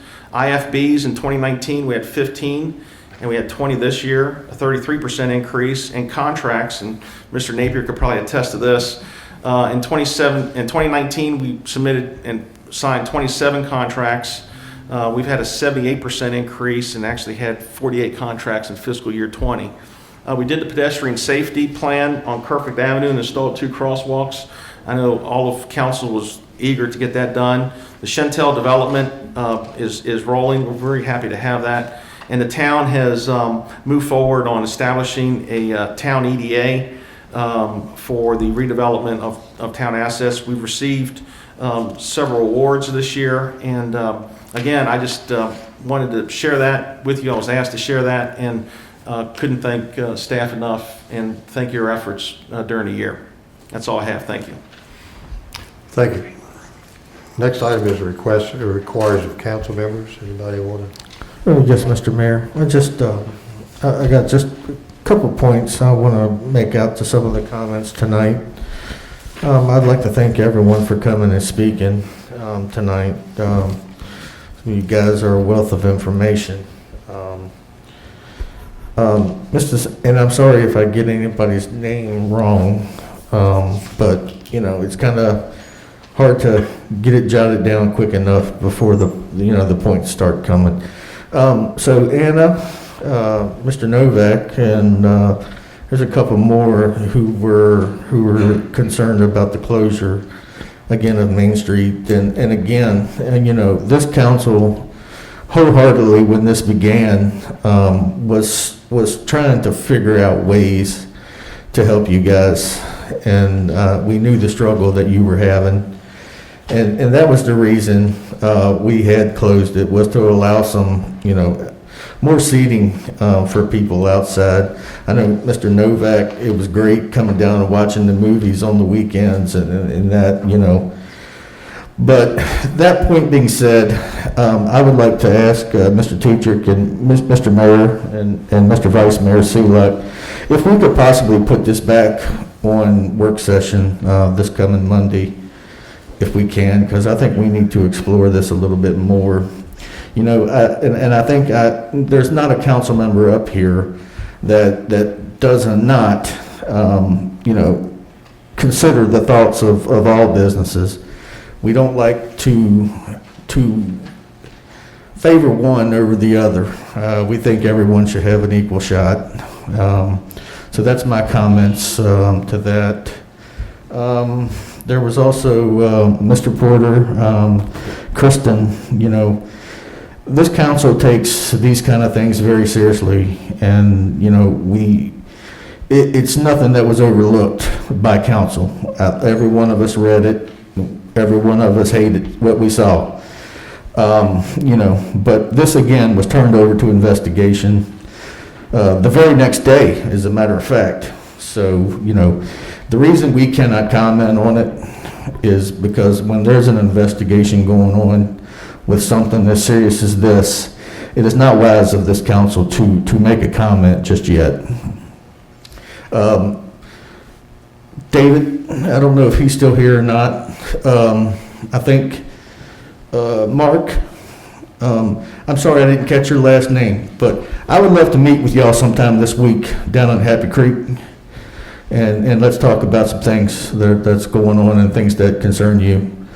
I would love to, my number's on the town website. If you want to wait till after the meeting, I wrote it down. And want to wish everybody a happy Thanksgiving. And that's all I have tonight, Mayor. Thank you. Thank you, Gary. We don't have a meeting next Monday night, by the way. If you want to add it to tonight's agenda in a work session, I'll be more than glad to put it on there this evening. I would just like to add it to the next work session, please. That won't be until December the 7th. December the 7th. Next Monday is the 5th Monday. We normally don't have a meeting. So again, if you want to put it on the agenda this evening, I'll entertain that. Make a motion also. Okay. It's just for a work session, we don't have to do that. Okay. Sure. I mean, we can talk about it tonight. We're not going to do that long. Yeah. Okay, Yeah. all righty. Anybody else want to speak this evening? Yes, I wanted to say a few words. I took notes as well, and but this might be a little disorganized here. Let's see. Wanted to start with the Happy Creek situation here. I am not an expert on creeks or ecology or any of those things. I also didn't know that we needed to consult with UFAC as well. However, I think my legal counsel should have told us. The webinar that was hosted, is there a replay? And if there is, if someone could send me a link, I think it would be appropriate. I don't know if it's my thing to say or to form, but a committee should be formed that includes the UFAC and the different organizations along with someone from council so that we can come up with a good design plan that is pleasing to our citizens, our local experts, and also satisfies DEQ's requirements for us to have part of that fine forgiven. Also, the Northern Virginia Daily is now a paid-only paper, so I don't know if that affects how people see notifications. So we should probably post them on our website as well and our Facebook accounts as well, so people can see those. December street closure, we'll definitely need to talk about that some more, but through November 30th was already established. The FRPD situation, once I was alerted to it, I contacted the town manager and the chief and was told that they were already working on it since earlier that morning, which made me happy that they were already looking at it. I met with them the following day, and a thorough investigation is being completed completely by the book. And I did at first request that there was some sort of brief public thing put on the Front Royal Police Department website, and then I was going to chime off of that on my own council page. That did not happen. But it is being looked into and it's under investigation, and I think we're going to wrap that up soon, like a couple days. You may have a statement tonight. We might have a statement tonight. Okay, perfect. We might have a statement tonight. I think that's everything that I took in, and I will contact a few of you who I made notes about the webinar just to try to get a copy of that. Thank you. Anyone else? Mr. Mayor, I went to the Happy Creek myself this weekend, basically to listen. And thanks to my newspaper guy over here, he kind of introduced me. I've got positives and negatives. I looked at that situation at the South Street, and that contractor has been terminated from our project. And I don't know if that got out into the public or not, but that's a section. I also noticed in my conversations with, and I'll see if I can pronounce it properly, Mark Frondorf, and we had quite an extensive conversation.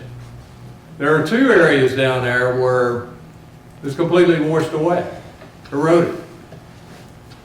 Riprap's going to have to go in there. The biggest discussion we had was velocity of floodwater. And it's my understanding, after reading this, it was applied to Happy Creek Stream Bank and Channel Restoration Supplemental Environmental Project. That's what it reads. Of course, that created more discussion for me. And I went into a discussion with the town manager and Mr. Boyer today. 20 to 30% of the work is not even started basically yet. And one bad subcontractor really makes us look bad. There are a lot of good reading things out there about, and I didn't realize. I'm a fly fisherman. Mr. Napier can appreciate that. My granddaughter caught her first trout down at the Marlow, down on the other end, down where the park is. That was a happy moment in my life. Somebody asked, well, why did you go down? Well, I wanted to find out for myself. So, Mr. Town Manager, Mr. Boyer, I got one concern. I think we need to listen to these people. I think that if we need an extension, then we should take care of that. Let's listen. But I do understand that there is plans from UFAC and discussions about what is the appropriate type of trees that should be put in. What exactly grasses, because I noticed one place down along South Street, there's an old refrigerator and a stove, somebody's ditched over the side. You know, I dislike that. I dislike that 13 years later, we're finally getting around to doing something about it. That bothered me. There was a lot of scrub stuff that I saw in Vietnam that was junk trees and should have been removed long before. Mr. Mayor here told me that we used to do it every other year. Well, 13 years is too long. Something should have been done long before that. Councils before us should have been putting that in the budget and make it happen to beautify that. The riprap, I think that the design piece that I've read on velocity and looking at Mr. Boyer's tablet, I found out quite a bit today. But I do think for the beautification of that piece of property there, we're going to really have to study what kind of trees and grasses. I mentioned the South Street end. There's got to be creek grasses that quick grown that help with that ecological piece. The other piece that Mr. Frondorf and I discussed was channeling. I learned a lot about channeling. A lot of the channeling that I heard people talk about tonight is not there. It's eroded, it's gone. Now we're going to channel properly, which somebody tonight gave us a whole dossier on it. We're going to have to use some kind of river rock to prepare that. So that's going to take some experts that's certainly not on this council. So I would recommend, Mr. Town Manager, that we look at an extension and how we can plan for these grasses and native trees and use some resident experts. So that's my takeaway. As a former fly fisherman who's fished that creek, I want it beautiful. I want it right. So that's my take. Thank you. Anyone else? Yes, I was gonna, some of what I was gonna say has already been said, so I'm not gonna be redundant. One thing that I was gonna ask though, in regards to the Main Street and the closures of Main Street, I know I mentioned this back in the spring when we were having like meetings at the government center with a mediator about Main Street and closing for festivals and things like that. And I asked, was there like an organization for Main Street, you know, an organization where all of their interests would be represented, and there is not, unless every time I ask people, they've said there's not. I would like to see us gather all the Main Street businesses and their contact, whether it's email, phone numbers, addresses, whatever. So maybe we could send out a survey and get input. I feel like this whole year there's been the up and down where, you know, closing it was a good thing, not closing is a good thing. And so depending on who you talk to, and I just think it would be in all of their best interests if we could just get like a survey and just gather some data and find out what's going on. I agree with Gary, we should go ahead and talk about it because time is imminent and it's going on right now.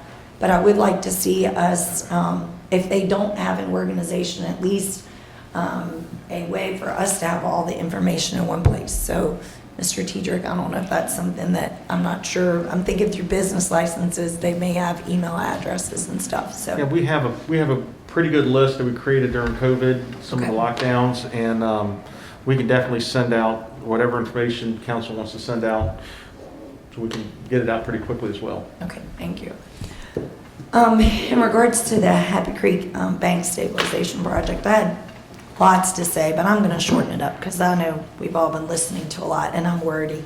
So I want to say exactly what Tasha said, and actually Bill said too. I'm definitely no expert on this topic. In fact, I'm really not even an outdoorsy kind of person. So, but we have heard from so many different people and their views. I feel like every email I've read, I've been educated and I've learned something. And I'm naturally drawn towards learning, so that's a good thing. I did participate. Well, actually, I viewed the webinar on Friday night about the riparian buffers. I hope I'm saying that right. And I know the lady left, but she asked about whether we had learned something. I definitely did. I do know, though, and Bill kind of addressed this, that we keep hearing about what we've ripped out and how it's changed things, and I'm still trying to wrap my head around if it was in good shape to start, why are we having flooding? So I definitely think we need to address that. But regardless, I'm willing to listen to concerns, take input from citizens and groups, as well as town employees, especially when we start looking at seeking input about what to plant for the future. In the end, I'd like to involve as many different citizens and groups who are interested, which it seems like there are a lot. Just remember the project, the whole goal was to reduce flooding and address the flooding problem, which we're required to do. So that still needs to be the goal in front of us. But I think we have a lot of information before us. And as somebody said earlier tonight, nobody on this council wanted to do anything to damage Happy Creek or upset anyone. It's very hard to please everybody. We've had people that have said it looks great, and then we have people who say, that it's messed up.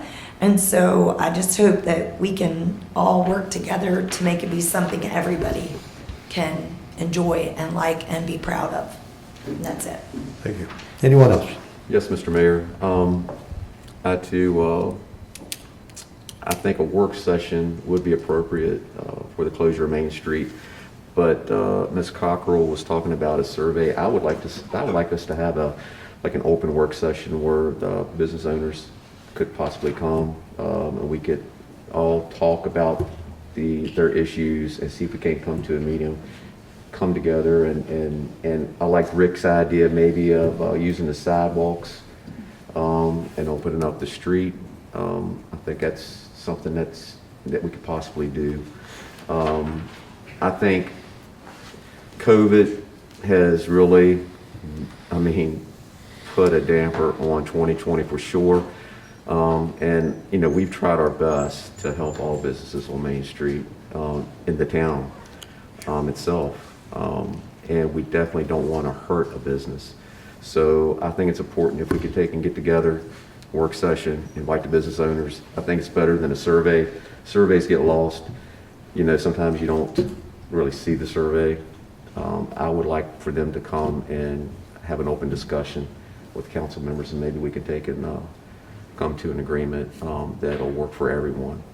And as for Happy Creek, believe me, I am no expert by far, but it was great to see all the speakers here tonight, and I think it's very important for everybody to get together, know what's going on, get a plan together, and if we can take and learn from this for future endeavors that we have to do there on Happy Creek, I think it's a plus.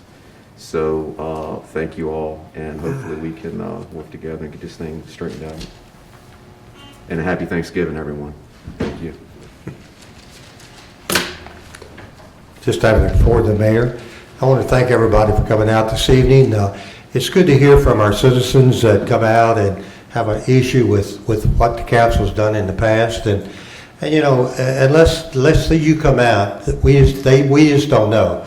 I'm not considered part of the council, but I have been on the council and know the situation pretty well. Yes, we need to look at this Happy Creek issue again, especially with some of the information we received this evening, and I think it would be good for the general public to be invited to some of the meetings so that we can make sure that we get things done, the right way. I know over the tenure when I was Public Works Director, we did clean Happy Creek quite a few times. We had a 5-year renewal permit each year from the VMRC and the DE, well, at that time it was Water Control Board. And we cleaned Happy Creek, we trimmed the brushes, but never did take the roots mats out. We just took the debris along the edges and made the channel a little bit wider. But anyway, that's a different story out there tonight. It hasn't been done for 22 years because that's how long I've been retired. So anyway, I hope that we can come to a good agreement and get this project done with and make sure that the citizens of Front Royal and everybody that's interested are satisfied with the progress that the council is going to be making in the near future. The only other thing I have this evening, again, thanks to Gump for coming out, and thanks again, and hope you have a happy Thanksgiving, and make sure that you stay away from each other, except family, and not have the COVID come into your homes and other places. So follow the guidelines of the governor and make sure that we have a good holiday and a safe holiday. So with that, thank you this night again for coming out. Next item tonight is item 7, proposal of addition, deletions of items to the agenda. Next item is item 8, council approval of consent agenda, which we do not have any consent agenda items this evening. Number 9 is council approval, rezoning application by the EDA for rezoning of approximately 62.7 acres from R1 to I1 at the end of Progress Drive. Could you read the summary, please? Council is requested to approve on its second and final reading a rezoning application submitted by the Industrial Development Authority of the Town of Front Royal and the County of Warren, also referred to as the Front Royal Warren County Economic Development Authority, or EDA, for the rezoning of approximately 62.7 acres adjacent and connecting to Happy Creek Technology Park. The request is to improve site status from Tier 1 to Tier 2 of the Virginia Business Ready Sites Program and possible future expansion of the adjacent Happy Creek Technology Park, and that the rezoning approval include the 4 proffers as indicated in the proffer statement. Do you hear a motion? Yes, I move that council approve on its second and final reading the request from the Industrial Development Authority of the Town of Front Royal and the County of Warren, also referred to as the Front Royal Warren County Economic Development Authority, EDA, to rezone approximately 62.7 acres, tax map 20A 221-1 and 20A 22-1B, adjacent and connecting to Happy Creek Technology Park to improve site status from Tier 1 to Tier 2 of the Virginia Business Ready Sites Program and possible future expansion of the adjacent Happy Creek Technology Park. I further move that the rezoning approval include the 4 proffers as indicated in the proffer statement. Second. A motion and a second. Any discussion? Hearing none, can I have a roll call, please? Vice Mayor Seelock? Yes. Councilman Cockrell? Yes. Councilman Gillespie? Yes. Councilman Holloway? Yes. Councilman Meza is absent. Councilman Thompson? Yes. Motion passes. Next item tonight is item 10, council approval of FY budget amendments for insurance reimbursement. Could you read the summary, please? Council is requested to approve an FY21 budget amendment in the amount of $31,732.15 to receive funds from Virginia Risk Sharing Association to reimburse the Town of Front Royal for expense incurred due to a water break on Route 522 North near Fairgrounds Road. Do I hear a motion? Mr. Mayor, I move to approve an FY21 budget amendment in the amount of $31,732.15 to receive funds from the Virginia Risk Sharing Association to reimburse the Town of Front Royal for expenses incurred due to a water break on Route 522 near Fairgrounds Road. Second. Yeah, motion and a second. Any discussion? Mr. Mayor, there's a typo on this. It should be from the account 9602, not 9601. So we need to double check that. Is that problematic, Mr. Napier, if that's just clerical? Okay. We'll fix it in the final. Okay, that'd be great. Any discussion at all? Have a roll call, please. Vice Mayor Seelock? Yes. Councilman Cockrell? Yes. Councilman Gillespie? Yes. Councilman Holloway? Yes. Councilman Meza is absent, and Councilman Thompson. Yes. Motion carried. Our next item tonight is a closed meeting on personnel. Do I hear a motion? Mr. Mayor, I move that town council go into closed meeting for discussion, consideration, or interviews of prospective candidates for employment, assignment, appointment, promotion, performance, salaries or resignation of specific public officers, appointees, or employees of the public body pursuant to section 2.2-3711.A.1 of the Code of Virginia. Second. Have a motion and a second. All in favor, say aye. Aye. Okay, we will be coming back and reconvening as a council immediately following our work session. And then after that, we will be going into a work session this evening. So you're welcome to stay or whatever you prefer to do here this evening. I think that was confusing here. I'd like to reopen our town council meeting tonight. We have a couple things we need to make a motion on, at least one. So I'd like to turn it on this time to Mr. Mayor-elect, Mr. Holloway. Mr. Mayor, I move that town council execute an employment agreement hiring Stephen Hicks as Front Royal Town Manager effective December the 7th, 2020. I further move that existing town manager Matt Tiedrick provide appropriate on-site and on-call assistance to Mr. Hicks to familiarize him with his new job, duties, and responsibilities. Second. Have a motion and a second. Any discussion? Yes, Mayor. Okay. As chairman of the selection group, we've gone through about 80 candidates.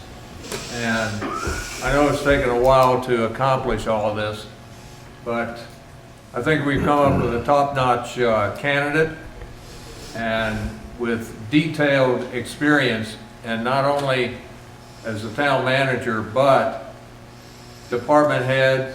He's had each segment of town business and areas, so he's quite versed in everything that we have going on in the town of Front Royal. So I'm quite pleased to announce that Mr. Hicks will be here December 7th. So thank you. Anyone else?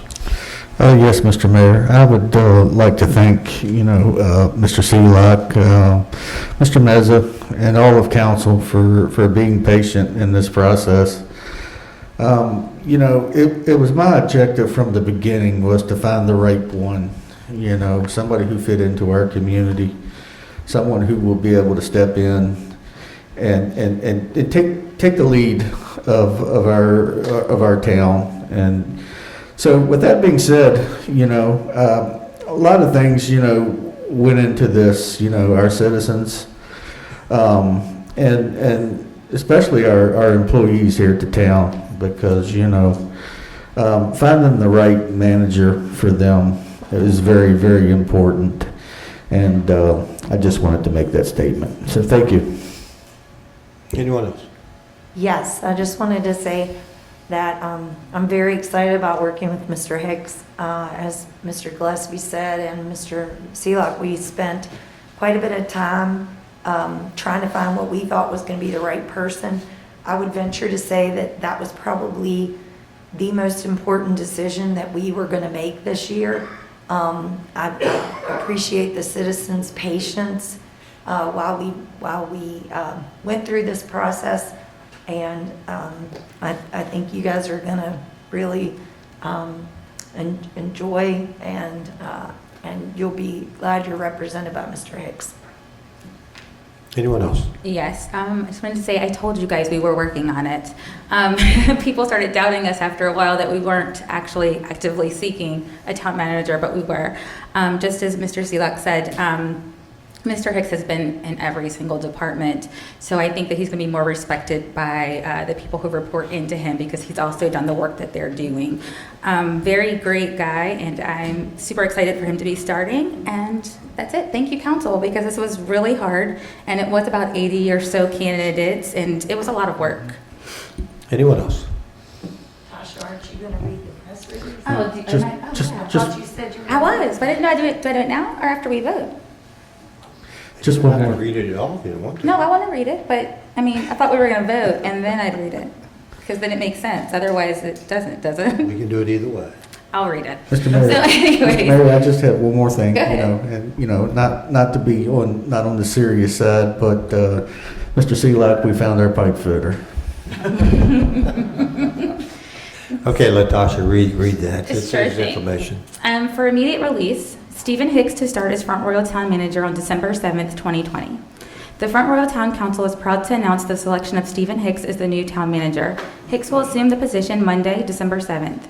Mayor Eugene T. Walt stated, "I know I speak for council that we could not be more pleased to have Stephen serve as our town manager and thankful for Matt who filled in as interim during our town manager search."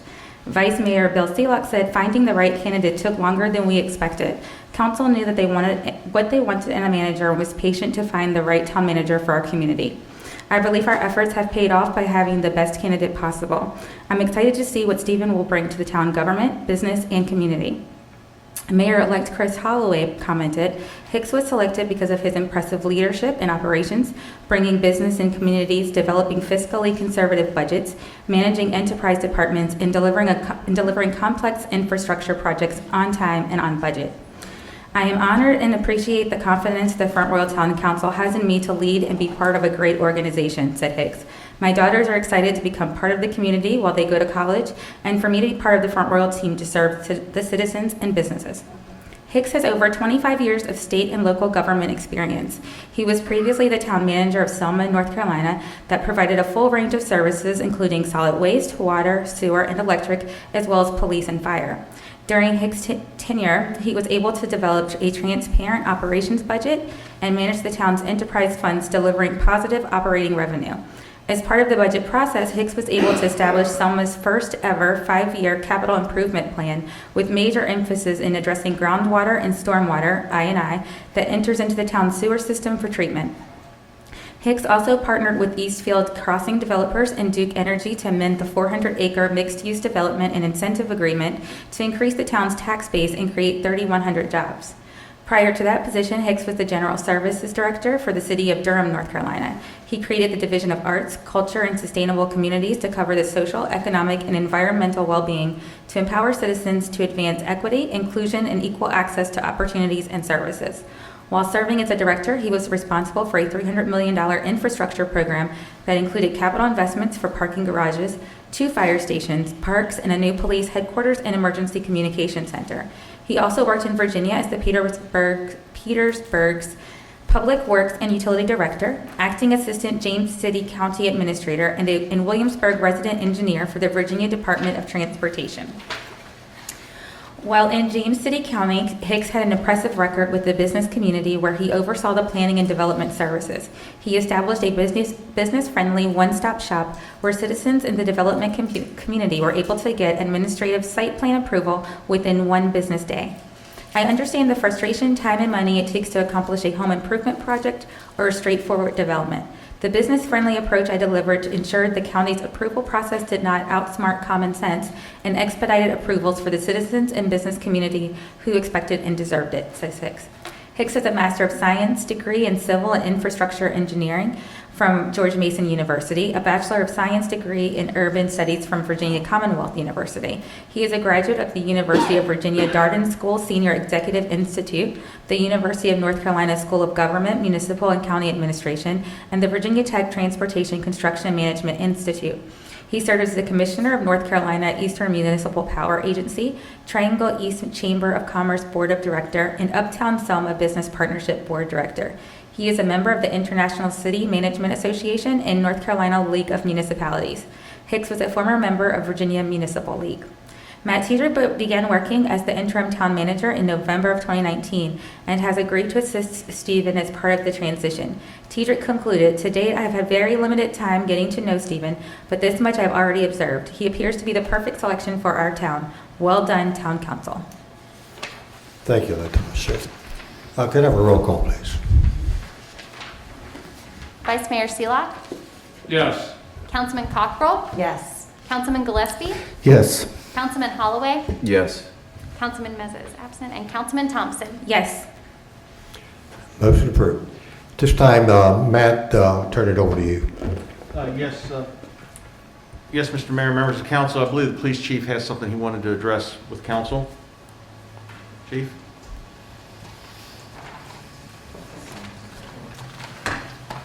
Thank you, Mr. Tiedrich.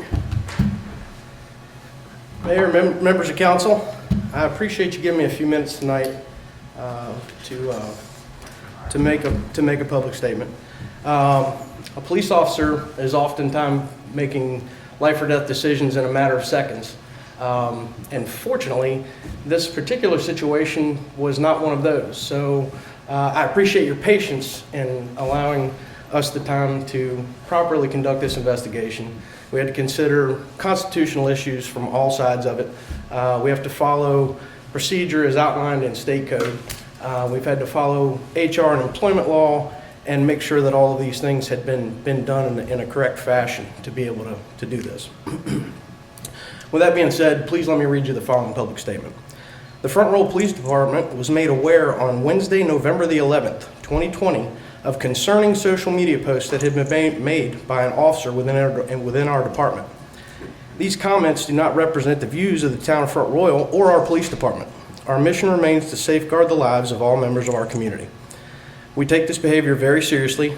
Upon receipt of the complaint, the officer was immediately placed on administrative leave pursuant to an internal investigation. The Internal Affairs Division conducted a thorough investigation, the results of which were also vetted externally by a third party.